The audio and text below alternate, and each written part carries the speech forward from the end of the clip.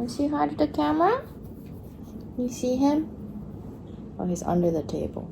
All right, let's get to it. This is footage of me putting up a bunch of cork boards. They are 4 feet by 2 feet, I think, for a client of mine who's like leasing a art studio space, and she has a 12 feet ceiling.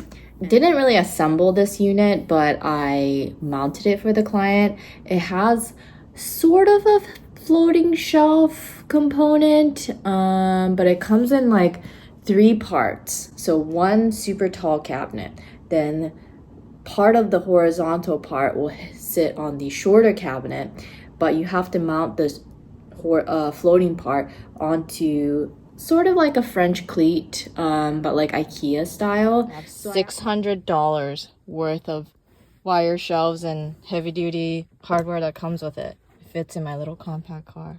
Every day I realize how much I love my car. Every day I appreciate how like helpful it's been, and I work in the city, and so finding parking with a tiny little compact car has been amazing. I follow this plumber based out of Texas, and he showed like video footage of someone breaking into one of his work vans. I think he had multiple. He has like a pretty big plumbing business, and so I'm just like very hesitant about looking into something like that. Sometimes I do wish that I had more space in my car, because like with all my yoga stuff and my ladder and like all these other things, like it's a lot to put in that tiny little car. I keep going back and forth about like, oh, what should I be considering these things as I continue to grow my business, but who knows. So yeah, this is the before, and then this is the after. And the after, we have this really dirty, loved Husky caulking gun. I purchased this one for about $20 from Husky, and I was posting videos about caulking because I was getting those jobs a lot for some reason, and someone had noted that, oh, it shouldn't wobble like that, like your caulking gun is busted. For the longest time I was like, oh, it's just because I got a bunch of caulk on it. This one has like a rotating barrel, so it's supposed to spin. I always cut the tip of the caulk tube at an angle. Like I taper it, and then I like smooth out the edges, and so because it's at an angle, it has to face a certain way, and when the barrel that holds the caulking tube can spin, it makes it easier for me to adjust, or if I forget to look at the tip before I start applying, it makes it like very seamless and ergonomic in my opinion. And so I really like this one. But if you see like where this like red washer looking thing connects to the black part of the barrel, it is detached. It had become faulty in such a short amount of time. So because Husky is under the Home Depot umbrella, I was able to just take it in, grab a new one. Here she is! I just brought it in there and they just gave it to me. This drill. And apparently this is discontinued. It's the 20-volt brushless drill driver with the hammerhead option. It's the Atomic Compact Series. $179. I've only used it 2 years, but I've used it every single day for 2 years basically. And so it still works, but it will just like randomly stop turning on. So it was an issue. I contacted DeWalt directly, and I sent them a screenshot of my receipt from Home Depot, and from that I think it took about a month for them to send the replacement, which they did.